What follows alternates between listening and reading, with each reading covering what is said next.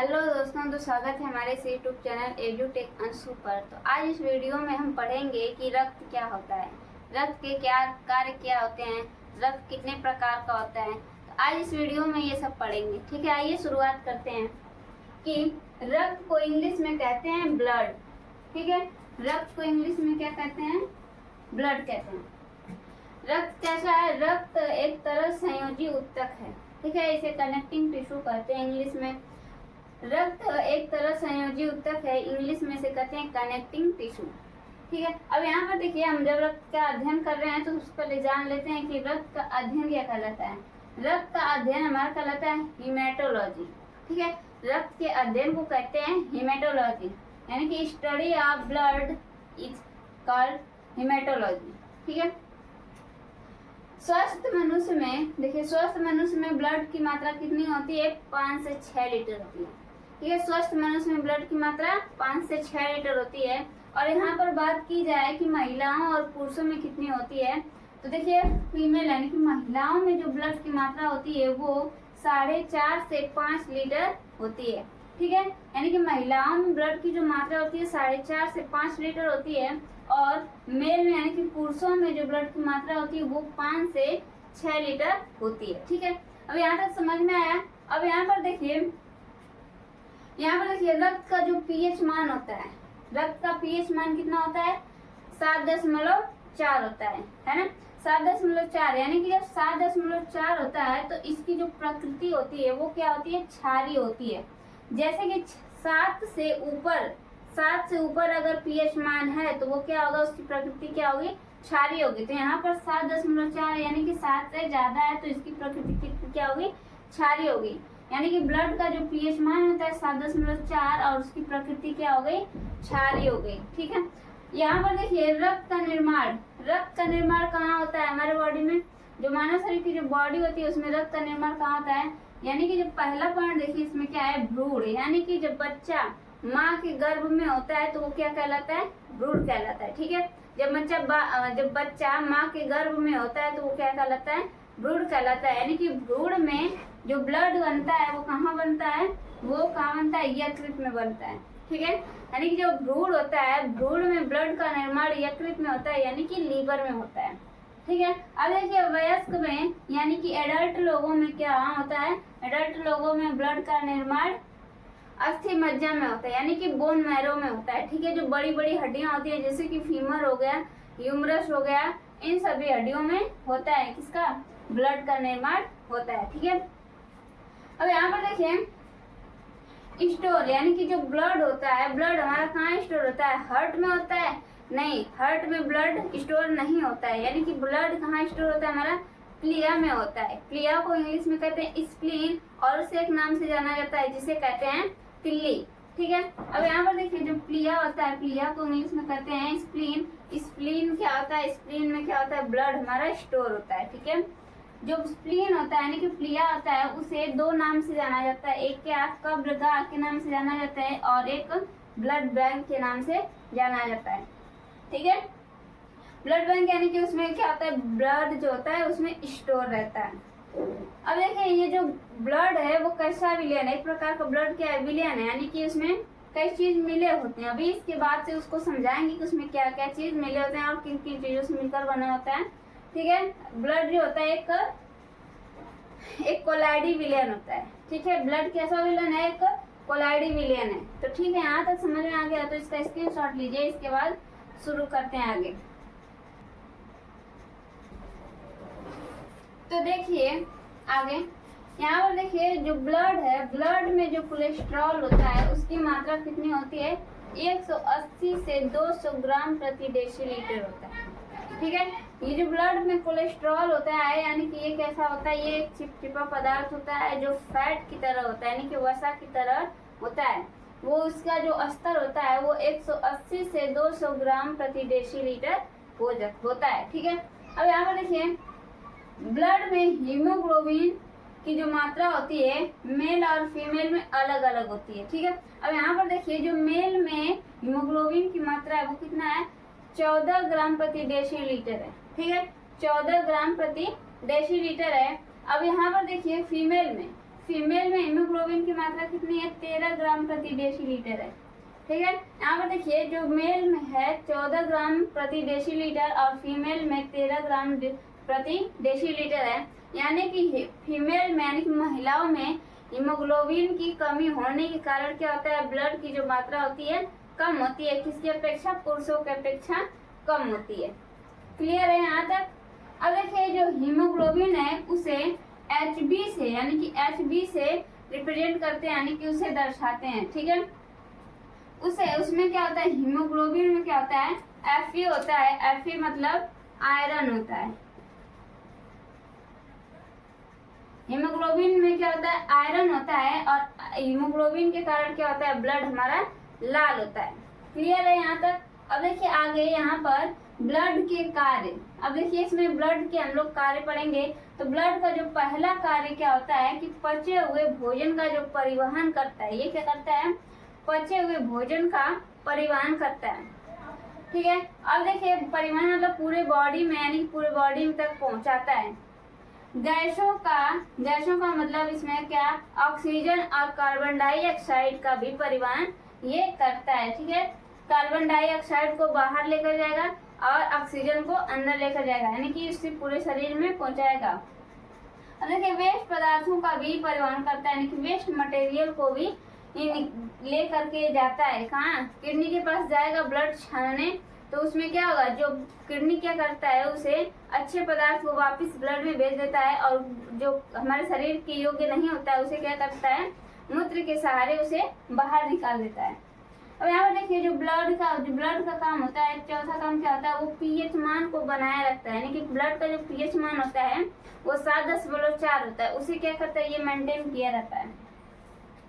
अब देखिए ये क्या करता है, शरीर के तापमान को भी नियंत्रित करता है। ठीक है, इसका काम क्या होता है, और जो शरीर का टेम्परेचर होता है उसे भी ये कितना होता है, कंट्रोल किया रहता है। शरीर का जो टेम्परेचर होता है वो कितना होता है, 37 डिग्री सेल्सियस होता है। ठीक है, अब देखिए इतना समझ में आ गया हो तो इसका स्क्रीनशॉट लीजिए। अब इसके आगे फिर हम पढ़ाते हैं। ठीक है, आगे बढ़ते हैं।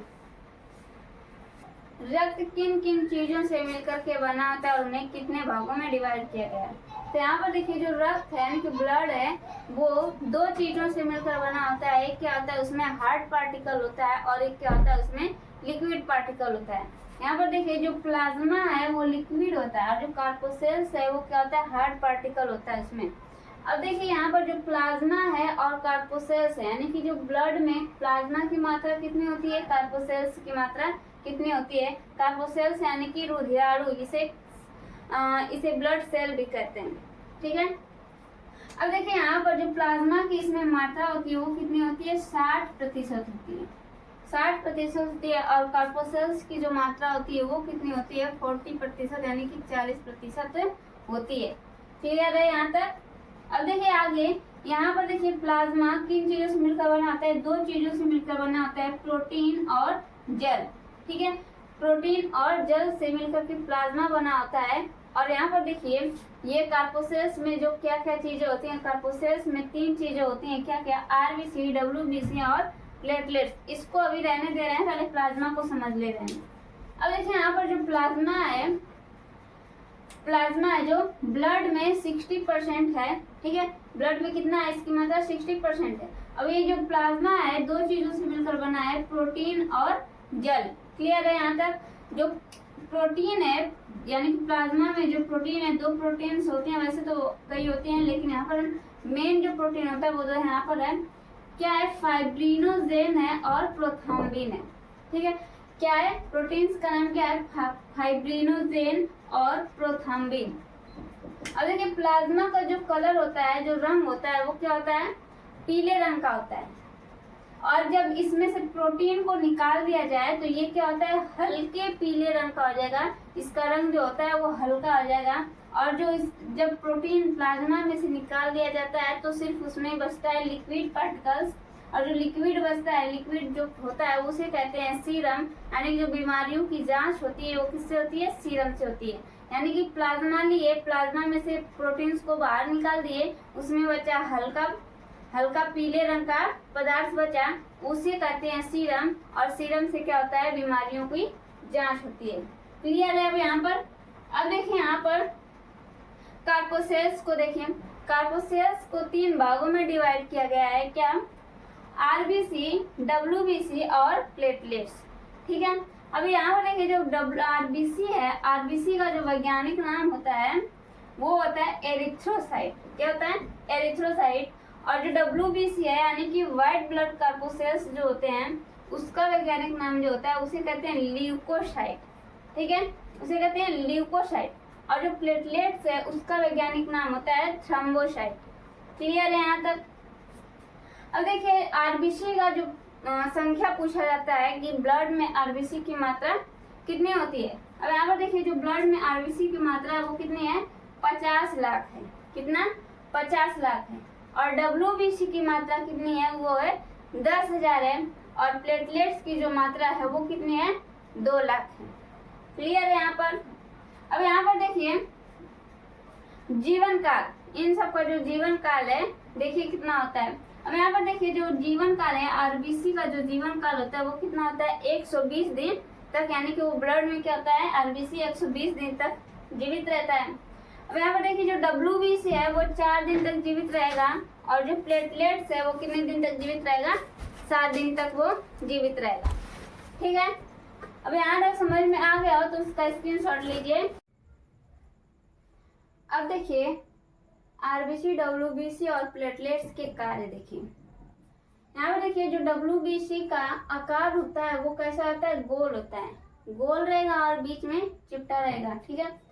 अब यहाँ पर देखिए इसमें क्या क्या उपस्थित होता है। यहाँ पर देखिए जो लाइसोसोम होता है इसमें अनुपस्थित होता है और जो केंद्रक होता है इसमें अनुपस्थित होता है, यानी कि न तो लाइसोसोम पाया जाता है न तो केंद्रक पाया जाता है। क्लियर है?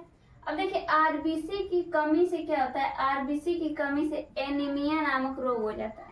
ठीक है, एनीमिया नामक रोग हो जाता है। और जो आरबीसी का रंग होता है वो क्या होता है? लाल होता है। आरबीसी का रंग कैसा होता है? लाल होता है। यहाँ पर देखिए जो आरबीसी का आकार है वो गोल है और बीच में क्या होता है? चिपटा होता है। और इसका जीवन काल होता है जो 120 दिन तक होता है। यहाँ पर हो गया। अब देखिए डब्ल्यूबीसी, डब्ल्यूबीसी का जो आकार होता है वो क्या होता है? अनिश्चित होता है। डब्ल्यूबीसी का आकार क्या होता है? अनिश्चित होता है। और इसमें क्या होता है? केंद्रक पाया जाता है। ठीक है, इसमें क्या होता है? केंद्रक पाया जाता है। इसमें हीमोग्लोबिन नहीं होता है। इसमें क्या होता है? हीमोग्लोबिन नहीं होता है, जिसके कारण से ये रंगहीन होता है। यहाँ पर देखिए ये रंगहीन होता है। इसका काम क्या होता है? बीमारियों से रक्षा करना। क्या करता है ये? बीमारियों से रक्षा करता है। कैसे करता है ये देखिए। जो डब्ल्यूबीसी के प्रकार है यहाँ पर, वैसे तो इसके प्रकार 6 होते हैं लेकिन जो इम्पोर्टेंट है वो यहाँ पर लिखे। ठीक है, यहाँ पर देखिए एंटीबॉडीज है। डब्ल्यूबीसी का प्रकार लिम्फोसाइट है और मोनोसाइट है। एंटीबॉडी क्या करता है? डब्ल्यूबीसी में रहता है। डब्ल्यूबीसी में एंटीबॉडी होता है। एंटीबॉडी क्या करता है? कीटाणुओं के, हम जब कीटाणु हमारे शरीर में एंटर करते हैं, कीटाणु हुआ, वायरस हुआ, बैक्टीरिया हुआ, वो सब हमारे शरीर में एंटर करते हैं तो ये क्या करता है? वो तुरंत एक्टिव हो जाता है। ठीक है, एक्टिव हो जाता है। एक्टिव होने के बाद क्या करता है? ये अगर अकेले नहीं लड़ पाएगा, जो एक्टिव ये जो एंटीबॉडीज होता है अगर अकेले उस कीटाणुओं से, वायरस से, बीमारी, बैक्टीरिया से नहीं लड़ पाएगा तो क्या करेगा? लिम्फोसाइट को जाकर बताएगा। और जो लिम्फोसाइट क्या करता है? उसे मारने का काम करता है। लिम्फोसाइट का काम क्या होता है? मारने का काम क्या होता है। और जो मोनोसाइट है, मोनोसाइट क्या करेगा? उन कीटाणुओं को क्या करेगा? खा जाएगा। ठीक है, एंटीबॉडी का काम क्या है? जैसे ही बैक्टीरिया, वायरस, कीटाणु सब हमारे शरीर में एंटर किए क्या करेगा? एक्टिव होगा और उससे लड़ने का कोशिश करेगा। अगर इससे नहीं हो पाएगा तो ये क्या करेगा? लिम्फोसाइट को बताएगा। तो लिम्फोसाइट क्या करेगा? उन कीटाणुओं को क्या करेगा? मार देगा। फिर क्या करेगा? एंटीबॉडीज मोनोसाइट को जाकर बताएगा कि हम इन लोगों को मार दें, आप चल के उसे खा लीजिए। तो मोनोसाइट क्या करेगा? उसे खाने का काम करेगा। क्लियर है यहाँ तक? अब आइए यहाँ पर प्लेटलेट्स को देखिए। प्लेटलेट्स में क्या होता है? केंद्रक नहीं पाया जाता है। प्लेटलेट्स में केंद्रक नहीं पाया जाता है और ये क्या करता है? हमें एनर्जी देने का काम करता है, यानी कि शक्ति प्रदान करता है। इसका रंग कैसा होता है? इसका रंग भी क्या होता है? कोई नहीं होता है, यानी कि यह भी रंगहीन होता है। अब यहाँ पर देखिए ये क्या करता है? रक्त को थक्का बनाता है। क्या करता है? रक्त को थक्का बनाता है और यहाँ पर देखिए इसकी कमी से क्या होता है, डेंगू बुखार हो जाता है, यानी कि प्लेटलेट्स की जो संख्या है वो कितनी है,